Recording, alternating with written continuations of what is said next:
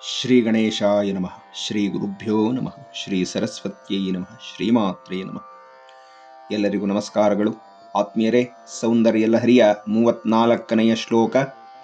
ಶರೀರಂ ತ್ವಂ ಶಂಭೋ ಶಶಿಮಿಹಿರವಕ್ಷೋರುಹಯುಗಂ ತವಾತ್ಮಾನಂ ಮನ್ಯೇ ಭಗವತಿ ನವಾತ್ಮಾನಮನಘಂ ಅತಃ ಶೇಷಶೇಷೀತ್ಯಯಂ ಉಭಯ ಸಾಧಾರಣತಯ ಸ್ಥಿತಃ ಸಂಬಂಧೋ ವಾಂ ಸಮರಸ ಪರಾನಂದಪರಯೋಃ. ಹೇ ಭಗವತಿಯೇ, ಆನಂದ ಭೈರವನೆನಿಸಿದ ಪರಮೇಶ್ವರನಿಗೆ ನೀನು ಶರೀರವಾಗಿರುವೆಯಮ್ಮ. ಆ ನಿನ್ನ ವಿಶ್ವರೂಪದಲ್ಲಿ ಚಂದ್ರ ಸೂರ್ಯರೇ ಸ್ತನಮಂಡಲಗಳಾಗಿದ್ದಾರೆ. ಆ ನಿನ್ನ ದಿವ್ಯ ಶರೀರವು ದೋಷರಹಿತವಾಗಿ ನವವ್ಯೂಹಾತ್ಮಕವಾಗಿದೆ ಅಂತ ನಾನು ಭಾವಿಸ್ತೇನೆ.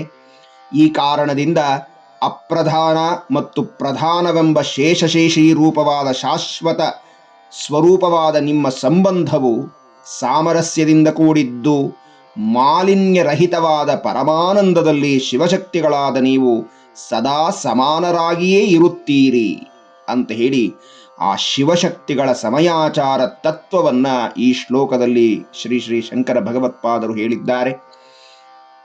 ಆತ್ಮೀಯರೇ, ಈ ಶ್ಲೋಕದಲ್ಲಿ ಆಚಾರ್ಯರು ಅಮ್ಮನನ್ನ ಭಗವತಿ ಅನ್ನುವ ನಾಮದಿಂದ ಕರೆದಿದ್ದಾರೆ. ಭಗವತಿ ಅಂತಂದ್ರೆ ಸ್ತ್ರೀಲಿಂಗ, ಭಗವಾನ್ ಅಂದ್ರೆ ಪುಲ್ಲಿಂಗ ಅಂತ. ಹಾಗಾಗಿ ಎರಡಕ್ಕೂ ಒಂದೇ ಅರ್ಥ.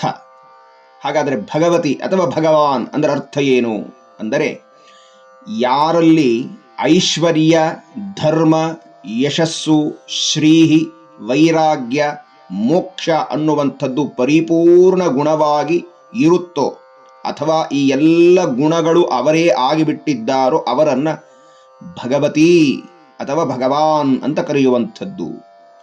ಮತ್ತೊಂದು ದೃಷ್ಟಿಯಲ್ಲಿ ಈ ಸೃಷ್ಟಿಯ ಆರಂಭ ಯಾವಾಗ ಮತ್ತೆ ಇದರ ವಿನಾಶ ಯಾವಾಗ ಅಂತ ಯಾರಿಗೆ ತಿಳಿದಿದೆಯೋ, ಮತ್ತು ಪ್ರತಿಯೊಂದು ಜೀವರಾಶಿಯ ಹುಟ್ಟು ಯಾವಾಗ, ಸಾವು ಯಾವಾಗ, ಯಾವುದರಿಂದ ಅಂತ ಯಾರಿಗೆ ತಿಳಿದಿದೆಯೋ, ಹಾಗೆ ವಿದ್ಯೆ ಅವಿದ್ಯೆ ಅನ್ನುವಂಥದ್ದು ಸಂಪೂರ್ಣವಾಗಿ ಯಾರಿಗೆ ತಿಳಿದಿದೆಯೋ ಅವರನ್ನ ಭಗವತಿ ಅಥವಾ ಭಗವಾನ್ ಅಂತ ಕರೆಯಬೇಕು. ಹಾಗಾಗಿ ಅಮ್ಮ ಸಂಪೂರ್ಣ ಜ್ಞಾನದ ಸಾಕಾರ ಸ್ವರೂಪಳೆಯಾದ್ದರಿಂದ, ಸರ್ವಜ್ಞಳಾದ್ದರಿಂದ ಭಗವತ್ಪಾದರು ಈ ಶ್ಲೋಕದಲ್ಲಿ ಅಮ್ಮನನ್ನ ಭಗವತಿ ಅನ್ನುವ ನಾಮದಿಂದ ಕರೆದಿದ್ದಾರೆ. ನೋಡಿ, ಈ ಶ್ಲೋಕ ಆರಂಭವಾಗುವಂಥದ್ದು ಶರೀರಂ ತ್ವಂ ಶಂಭೋ ಶಶಿಮಿಹಿರವಕ್ಷೋರುಹಯುಗಂ. ಹೇ ಭಗವತಿಯೇ, ನೀನು ಶಂಭುವಿನ ಶರೀರವಾಗಿರುವೆಯಮ್ಮ. ಆ ನಿನ್ನ ವಿಶ್ವರೂಪವಾದ ಶರೀರಕ್ಕೆ ಶಿವನೇ ಆತ್ಮಸ್ವರೂಪನಾಗಿದ್ದಾನೆ. ಅಲ್ಲಿಗೆ ಕಣ್ಣಿಗೆ ಕಾಣುವಂಥದ್ದು ಸೃಷ್ಟಿ ಪ್ರಕೃತಿ ಸ್ವರೂಪವಾಗಿರುವಂಥದ್ದು ಅದೇ ಅಮ್ಮನ ಶರೀರ. ಮತ್ತು ಈ ಎಲ್ಲದರ ಅಸ್ತಿತ್ವಕ್ಕೆ ಕಾರಣವಾಗಿರುವಂಥದ್ದು ಆತ್ಮ, ಅದು ಅವ್ಯಕ್ತ. ಅಂದರೆ ಕಣ್ಣಿಗೆ ಕಾಣದಂತೆ ಸರ್ವತ್ರ ವ್ಯಾಪಕವಾಗಿರುವ ಪರಮಾತ್ಮ ತತ್ವ. ಆ ತತ್ವವೇ ಶಿವ ಅಂತ, ಅವನೇ ಚೈತನ್ಯ ಅಂತ. ಇನ್ನು ಅಮ್ಮನ ಶರೀರದಲ್ಲಿ ಸೂರ್ಯಚಂದ್ರರು ಸ್ತನಗಳಾಗಿದ್ದಾರೆ ಅಂತ ಹೇಳಿದರೆ ಸ್ವಲ್ಪ ಊಹೆ ಮಾಡಿಕೊಳ್ಳಿ, ಇನ್ನು ಆ ಅಮ್ಮನವರ ವಿರಾಟ್ ಸ್ವರೂಪ ಹೇಗಿರಬೇಕು ಅಂತ. ಅದು ನಮ್ಮ ಮಿತಿಯಾದ ಊಹೆಗೆ ನಿಲುಕದೇ ಇರುವಂಥದ್ದು, ಅವರ್ಣನೀಯವಾಗಿರುವಂಥದ್ದು, ಆದಿ ಅಂತ್ಯಗಳೆಲ್ಲದ ದಿವ್ಯವಾದ ಶರೀರವದು ಅಂತ. ಅಂತಹ ವಿಶ್ವ ವಿಗ್ರಹಳಾದ ಅಮ್ಮನಿಗೆ ಸಾಮಾನ್ಯವಾದ ನಮ್ಮಂತಹವರ ಅಲ್ಪ ಶರೀರವನ್ನು ಹೋಲಿಸಬಾರದು ಅಂತ ಪ್ರಾರ್ಥನೆ. ಮತ್ತು ನಮ್ಮ ಶರೀರ ಅಸ್ಥಿ ಮಾಂಸಾದಿಗಳಿಂದ ಮಾಡಲ್ಪಟ್ಟಿರುವಂತಹ ಪಂಚಭೌತಿಕವಾದ ಶರೀರ. ಆದರೆ ಅಮ್ಮನ ಶರೀರ ಕೇವಲ ಚೈತನ್ಯಮಯ, ಅದು ಮಂತ್ರಮಯ, ಅದು ದಿವ್ಯ ಶರೀರ. ನೋಡಿ, ಶಾಸ್ತ್ರವಾಕ್ಯ ಹೀಗಿದೆ, ಸೂರ್ಯಚಂದ್ರೌ ಸ್ತನೌ ದೇವ್ಯಾಹ ತಾವೇವ ನಯನೇ ಸ್ಮೃತೌ ಅಂತ. ಅಂದರೆ ಅಮ್ಮನ ಆ ವಿರಾಟ್ ಸ್ವರೂಪಕ್ಕೆ ಸೂರ್ಯಚಂದ್ರರೇ ಸ್ತನಗಳಾಗಿದ್ದಾರೆ ಅಂತ ಶಾಸ್ತ್ರವಾಕ್ಯವು ಆಧಾರವಿದೆ.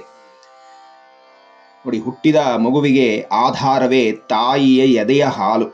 ಆ ಹಾಲನ್ನು ಕುಡಿದು ಮಗು ಬೆಳೆಯುತ್ತೆ. ಬೆಳೆದಾದ ಮೇಲೆ ಭೂಮಿಯಲ್ಲಿ ಏನು ಆಹಾರ ಪದಾರ್ಥಗಳು ಸಿಗುತ್ತೋ ಅದನ್ನು ತಿಂದು ಆ ಮಗು ಜೀವನವನ್ನು ಮುಂದೆ ನಡೆಸುತ್ತೆ. ಆದರೆ ಈ ಭೂಮಿಯಲ್ಲಿ ಸಿಗುವ ಆಹಾರ ಪದಾರ್ಥವೇ ತಾಯಿಯೂ ಸಹ ತಿಂದು ಅದರ ಮುಖೇಣ ಹಾಲನ್ನು ಆ ಮಗುವಿಗೆ ಕೊಟ್ಟಿದ್ದು ಅನ್ನುವಂಥದ್ದು ನೆನಪಿನಲ್ಲಿಡಬೇಕು ಅಂತ.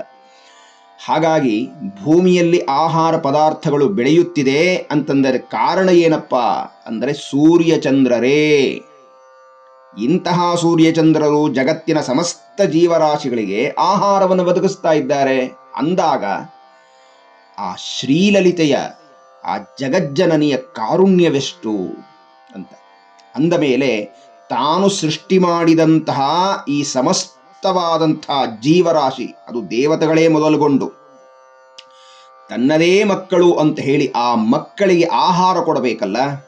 ಹಾಗಾಗಿ ಆಹಾರ ಕೊಡಬೇಕಾದರೆ ಆ ಜಗಜ್ಜನನಿಯಾದಂತಹ ವಿಶ್ವ ವಿಗ್ರಹಳಾದ ಅಮ್ಮನಿಗೆ ಸ್ತನಗಳಾಗಿರುವ ಸೂರ್ಯ ಚಂದ್ರರ ಮುಖೇಣ ಈ ಜಗತ್ತಿಗೆ ಆಹಾರವನ್ನು ಒದಗಿಸಿಕೊಡ್ತಾ ಇದ್ದಾಳೆ ಎನ್ನುವ ಅರ್ಥ.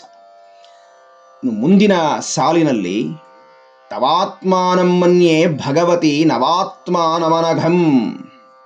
ನೋಡಿ, ಈ ಪಾದದಲ್ಲಿ ಏನು ಹೇಳ್ತಾ ಇದ್ದಾರೆ ಅಂದರೆ, ಅಮ್ಮ ನೀನು ಆ ಶಿವನಿಗೆ ಆತ್ಮವಾಗಿರುವೆ, ಆ ಶಿವನು ಆತ್ಮಸ್ವರೂಪಳಾದ ನಿನಗೆ ದೇಹವಾಗಿದ್ದಾನಮ್ಮ ಅಂತ ಹೇಳ್ತಾ ಇದ್ದಾರೆ.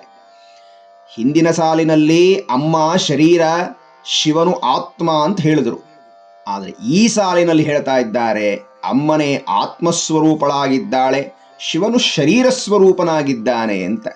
ಹೀಗಾಗಿ ಇವರಿಬ್ಬರಿಗೂ ಸಹ ಉಭಯ ಸಾಧಾರಣತೆಯ, ಒಮ್ಮೊಮ್ಮೆ ಶಿವನು ಶರೀರ ರೂಪದಲ್ಲಿ ಕಾಣ್ತಾನೆ, ಆಗ ಅಮ್ಮ ಆತ್ಮಸ್ವರೂಪಳಾಗಿರ್ತಾಳೆ.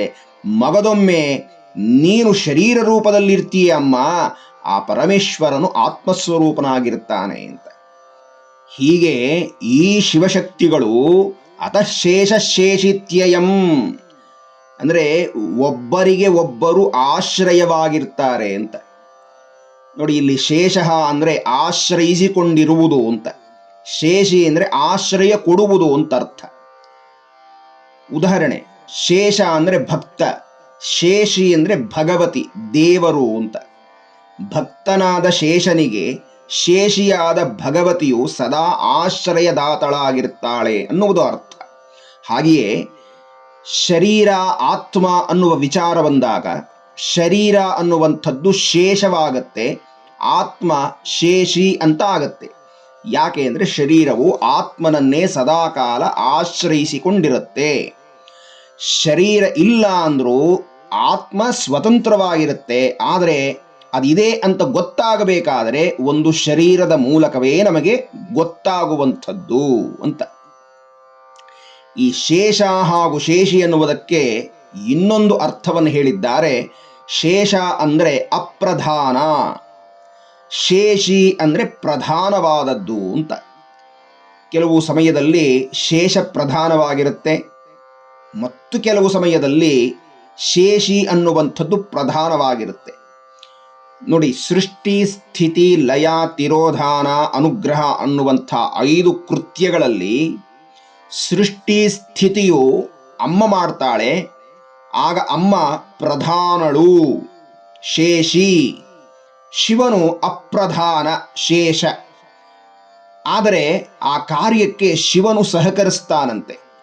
ಹಾಗೆಯೇ ಲಯ ತಿರೋಧಾನ ಅನ್ನುವಂಥದ್ದು ಶಂಭುವಿನ ಕೃತ್ಯ, ಆಗ ಶಿವನು ಪ್ರಧಾನ, ಅಮ್ಮ ಅಪ್ರಧಾನ, ಆದರೆ ಆ ಕಾರ್ಯಕ್ಕೆ ಅಮ್ಮ ಸಹಕರಿಸ್ತಾಳೆ ಅಂತ. 5ನೇ ಕೃತ್ಯ ಅನುಗ್ರಹ ಅಂತ. ಈ ಅನುಗ್ರಹವನ್ನ ಇಬ್ಬರೂ ಸೇರಿಯೇ ಮಾಡುವಂಥದ್ದು. ಹಾಗಾಗಿ ಪಂಚಕೃತ್ಯದಲ್ಲೂ ಶೇಷಶೇಷಿಯಾಗಿ ಸಮರಸ ಭಾವದಿಂದ ಹಂಚಿಕೊಂಡು ಈ ಲೋಕಯಾತ್ರೆಯನ್ನು ನಡೆಸ್ತಾ ಇದ್ದಾರೆ ಜಗತ್ತಿನ ತಂದೆ ತಾಯಿಗಳು ಅಂತ. ಮತ್ತೆ ಈ ಸಾಲಿನಲ್ಲಿ ನವಾತ್ಮಾನಮನಘಂ ಅಂತ ಹೇಳಿದ್ದಾರೆ. ಅಂದರೆ ಅಮ್ಮನ ಶರೀರವನ್ನ ನವವ್ಯೂಹಾತ್ಮಕವಾಗಿರುವಂಥದ್ದು ಅಂತ ಹೇಳ್ತಾ ಇದ್ದಾರೆ.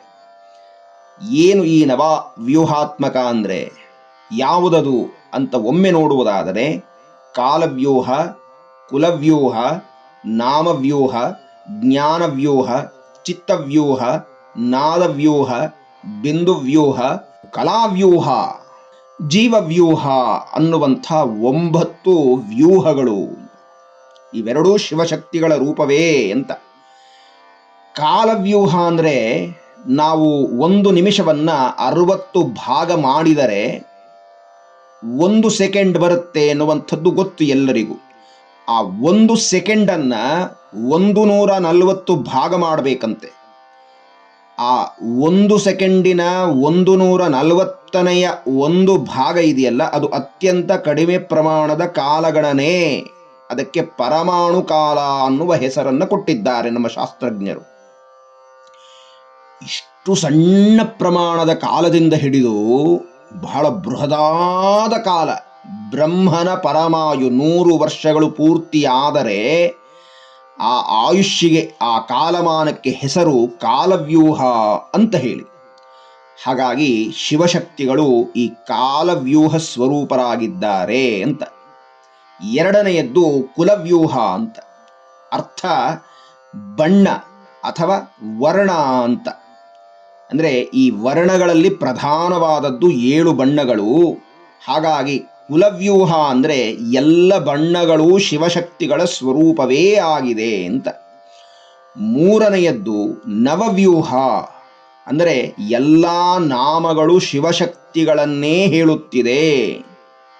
ಹಿಂದಿನ ಶ್ಲೋಕಗಳಲ್ಲಿ ಹೇಳಿದ್ದಂತೆ ಜಪೋಜಲ್ಪ ಶಿಲ್ಪಂ, ನಮ್ಮ ಎಲ್ಲ ಮಾತುಗಳು ಶಿವಮಯವಾಗಿರಲಿ, ಶಕ್ತಿಮಯವಾಗಿರಲಿ ಅಂತ. ಇನ್ನು 4ನೆಯದು ಜ್ಞಾನವ್ಯೂಹ. ಪ್ರಜ್ಞಾನಂ ಬ್ರಹ್ಮ ಅಂತ ಮಹಾವಾಕ್ಯ ಇದೆ. ಅದರ ಅರ್ಥ ಏನಪ್ಪಾ ಅಂದರೆ ಪ್ರಜ್ಞೆಯೇ ಅಂದರೆ ಬುದ್ಧಿಯೇ ಪರಬ್ರಹ್ಮ ಅಂತ. ಶಿವಶಕ್ತಿಗಳೇ ಸಮಸ್ತವಾದ ಭೌತಿಕ ಜ್ಞಾನ ಸ್ವರೂಪವೂ ಆಗಿದ್ದಾರೆ. ಹಾಗೆಯೇ ಬ್ರಹ್ಮಜ್ಞಾನ ಸ್ವರೂಪವೂ ಅವರೇ ಆಗಿದ್ದಾರೆ. ಹೀಗಾಗಿ ಶಿವಶಕ್ತಿಗಳು ಸಮಸ್ತ ಜ್ಞಾನದ ಸಾಕಾರ ರೂಪವಾಗಿದ್ದಾರೆ ಅಂತ ಅರ್ಥ. ಇನ್ನು ಮುಂದೆ ಚಿತ್ತವ್ಯೂಹ.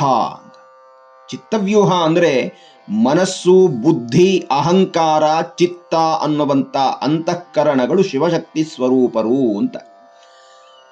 ಇದರಲ್ಲಿ ಮನಸ್ಸು ಅಂದರೆ ಸಂಕಲ್ಪ ವಿಕಲ್ಪಗಳಿಂದ ಕೂಡಿರುವಂಥದ್ದು. ಬುದ್ಧಿ ಅಂದರೆ ತಾರ್ಕಿಕವಾದ ನಿರ್ಣಯಾತ್ಮಕವಾದಂಥ ಸರಿಯಾದ ನಿರ್ಧಾರವನ್ನು ಪ್ರಕಟಿಸುವಂಥದ್ದು. ಅಹಂಕಾರ ಅಂದರೆ ನಾನು ಅನ್ನುವಂಥ ಅರಿವು ನಮ್ಮಲ್ಲಿ ಸದಾಕಾಲ ಜಾಗೃತವಾಗಿರುವಂಥದ್ದು. ಹಾಗೆ ಚಿತ್ತ ಅಂತಂದರೆ ನೆನಪುಗಳ ಮೊತ್ತ, ಅಂದರೆ ಉಪಪ್ರಜ್ಞೆ ಅಂತಲೂ ಕರೀತಾರೆ. ಇದೆಲ್ಲವೂ ಆ ಶಿವಶಕ್ತಿಗಳೇ ಆಗಿದ್ದಾರೆ. ಮುಂದೆ ನಾದವ್ಯೂಹ ಅಂದರೆ ನಮ್ಮಲ್ಲಿ ಅಥವಾ ಈ ವಿಶ್ವದಲ್ಲಿ ಶಬ್ದೋತ್ಪತ್ತಿಯ ಮೂಲವೇ ಈ ನಾದ ಅಂತ. ನಾದದ ಆಧಾರದಲ್ಲಿಯೇ ಎಲ್ಲ ಶಬ್ದಗಳು ಹುಟ್ಟುವಂಥದ್ದು. ಹಾಗೆ ನಮ್ಮಲ್ಲಿ ಹುಟ್ಟುವಂತಹ ಶಬ್ದಗಳು ಪರ, ಪಶ್ಯಂತಿ, ಮಧ್ಯಮ, ವೈಖರಿ ಅನ್ನುವಂತಹ ಆ ನಾದಗಳ ಉತ್ಪತ್ತಿಗೆ ಮೂಲ ಕಾರಣರಾಗಿರುವಂಥವರು ಈ ಶಿವಶಕ್ತಿಗಳು. ಇನ್ನು ಮುಂದೆ ಬಿಂದುವ್ಯೂಹ ಅಂತ. ಬಿಂದುವ್ಯೂಹ ಅಂದರೆ ಮೂಲಾಧಾರದಿಂದ ಹಿಡಿದು ಆಜ್ಞಾ ಚಕ್ರದ ತನಕ ಇರುವಂಥ 6 ಚಕ್ರಗಳ ಸಮೂಹವನ್ನು ಶಿವಶಕ್ತಿ ಸ್ವರೂಪವಾಗಿರುವುದರಿಂದ ಅದು ಬಿಂದುವ್ಯೂಹ ಅಂತ ಹೇಳಿ ಕರೀತಾರೆ ಅಂತ. ಕಲಾವ್ಯೂಹ. ಕಲಾವ್ಯೂಹ ಅಂದರೆ ವರ್ಣಮಾಲೆಯಲ್ಲಿ ಹೇಳಬಹುದಾದಂಥ ಎಲ್ಲ 50 ಅಕ್ಷರಗಳ ಸಮೂಹವು ಶಿವಶಕ್ತಿಗಳೇ ಆಗಿದ್ದಾರೆ. ಅದರಲ್ಲಿ ಸ್ವರಗಳು ಶಿವಸ್ವರೂಪವಾದರೆ ವ್ಯಂಜನಾದಿಗಳು ಅಮ್ಮನ ಸ್ವರೂಪ ಅಂತ. ಇನ್ನು ಮತ್ತೊಂದು ದೃಷ್ಟಿಯಲ್ಲಿ ಈ ನಾದವ್ಯೂಹ, ಬಿಂದುವ್ಯೂಹ, ಕಲಾವ್ಯೂಹ ಇದನ್ನ ನಾದ ಬಿಂದು ಕಲಾತೀತ ಅನ್ನುವಂಥದ್ದು ಭಗವತ್ತತ್ವ ಅಂತ ಹೇಳ್ತಾ ಇದ್ದಾರೆ. ಅದು ಓಂಕಾರದ ಚಿಂತನೆಯನ್ನು ಹೇಳ್ತಾ ಇದೆ. ಹೀಗಾಗಿ ಶಿವಶಕ್ತಿಗಳು ಓಂಕಾರ ಸ್ವರೂಪರಾದ ನಾದ ಬಿಂದು ಕಳಾರೂಪರಾಗಿದ್ದಾರೆ. ಇನ್ನು ಕೊನೆಯದಾಗಿ ಜೀವವ್ಯೂಹ ಅಂದರೆ ಪ್ರತಿಯೊಂದು ಶರೀರದಲ್ಲಿರುವಂಥ ಜೀವಾತ್ಮನು ಶಿವಶಕ್ತಿ ಸ್ವರೂಪವೇ ಆಗಿರುತ್ತಾನೆ ಅಂತ. ಹೀಗೆ ಶಾಸ್ತ್ರಜ್ಞರು ಈ ರೀತಿಯಾದ 9 ವ್ಯೂಹಗಳು ಶಿವಶಕ್ತಿ ಸ್ವರೂಪರೇ ಆಗಿದ್ದಾರೆ ಎನ್ನುವುದನ್ನು ಹೇಳ್ತಾ ಇದ್ದಾರೆ. ಹೀಗೆ ಈ ಶಿವಶಕ್ತಿಗಳ ಅನುಬಂಧವು ಸ್ಥಿತಃ ಸಂಬಂಧೋ ವಾಂ ಸಮರಸ ಪರಾನಂದ ಪರಯೋಹೋ. ಶಕ್ತಿಯ ಹಾಗೂ ಶಿವನ ಸಂಬಂಧ ಹೇಗಿದೆ ಅಂದರೆ ಆತ್ಮ ಶರೀರದ ಸಂಬಂಧದಂತಿದೆ. ಆತ್ಮ ಇದೆ ಅಂತ ನಮಗೆ ತಿಳಿಯುವಂಥದ್ದು ಶರೀರದ ಮೂಲಕವೇ, ಮತ್ತು ಶರೀರ ಕೆಲಸ ಮಾಡುವಂಥದ್ದು ಆತ್ಮನು ಇದ್ದಾಗಲೇ. ಇಂತಹ ಈ ಶಿವಶಕ್ತಿಗಳ ಸಾಮರಸ್ಯ ಸಂಬಂಧವು ಉತ್ಕೃಷ್ಟವಾಗಿರುವಂಥದ್ದು. ಮಾಲಿನ್ಯವಿಲ್ಲದೆ ಇರುವಂಥ ಪರಮಾನಂದದಲ್ಲಿ ಇದ್ದು ವಿಶ್ವವನ್ನು ನಿರ್ವಹಣೆ ಮಾಡುವಂಥ ಆ ಶಿವಶಕ್ತಿಗಳು ಇಲ್ಲಿ ಸಮರಸ ಪರಾನಂದ ಪರಯೋಹೋ ಅಂತ ಹೇಳಿದ್ದಾರೆ. ಸಮರಸ ಅಂದರೆ ನ್ಯೂನಾಧಿಕೋ ರಸಃ ಯಯೋ ತಯೋ ಶಿವಶಕ್ತಿಯೋ ಭಾವ ಸಾಮರಸ್ಯಮೇವಂ ಪರಮಯನಂ ಸ್ಥಾನಂ ಯಸ್ಯಾಸ ಅಂತ ಹೇಳ್ತಾರೆ. ಅಂದರೆ ಶಿವಶಕ್ತಿಯರಲ್ಲಿ ಯಾರೂ ಅಧಿಕರಲ್ಲ, ಯಾರೂ ಕಡಿಮೆ ಅಲ್ಲ, ಇಬ್ಬರೂ ಸಮಾನರೇ ಅನ್ನುವಂಥ ಸಮಯಾಚಾರದ ಮಹತ್ವವನ್ನು ನಮಗೆ ಬೋಧನೆ ಮಾಡುತ್ತಿರುವಂಥ ಶ್ರೀ ಶ್ರೀ ಶಂಕರ ಭಗವತ್ಪಾದರಿಗೂ ಹಾಗೆ ಶ್ರೀಮಾತೆಯ ಚರಣಾರವಿಂದಕ್ಕೂ ಶಿರಸಾಷ್ಟಾಂಗ ಪ್ರಣಾಮಗಳನ್ನು ಸಲ್ಲಿಸುತ್ತಾ ಮುಂದಿನ ಉಪನ್ಯಾಸದಲ್ಲಿ ಮುಂದಿನ ಶ್ಲೋಕ ಚಿಂತನೆಯನ್ನು ನಡೆಸೋಣ. ಎಲ್ಲರಿಗೂ ವಂದನೆಗಳು. ನಮಸ್ಕಾರ.